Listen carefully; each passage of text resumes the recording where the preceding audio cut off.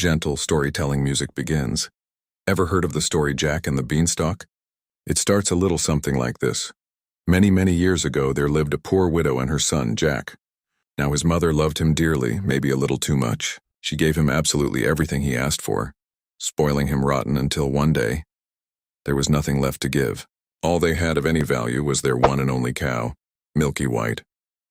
And her milk was the only thing keeping them from starving. But even she had run dry. So Jack's mother, with a heavy heart, told him, "Jack, we have to sell the cow." And that's where our story truly begins. Ever heard the phrase, "Don't trade a cow for magic beans"? Well, this is where it comes from. Picture this. Poor Jack comes home, super proud, holding 5 measly beans he got for the family cow. His mom, she was not happy. "You good-for-nothing boy," she screamed, and yeeted those beans right out the window into the garden. Jack went to bed hungry and heartbroken.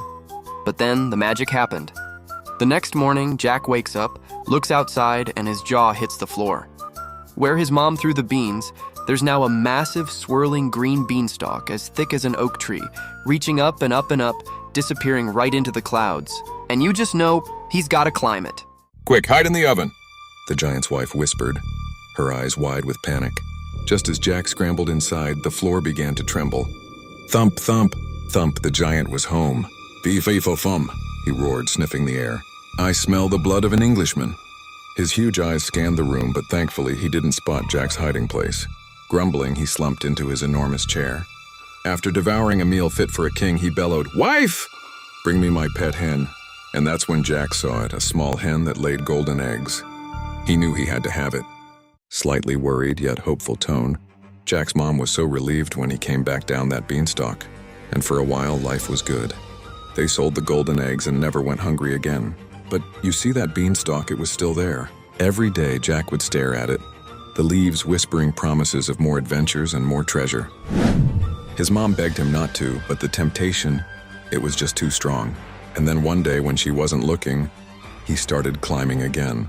Sound of frantic footsteps rustling leaves. You know the story of Jack and the Beanstalk, right? But do you know how it really ends? Picture this. Jack scrambling down that colossal beanstalk as fast as his little legs can carry him. Above him, he hears a thunderous roar. "Fee-fee-fo-fum!" The whole stalk is shaking.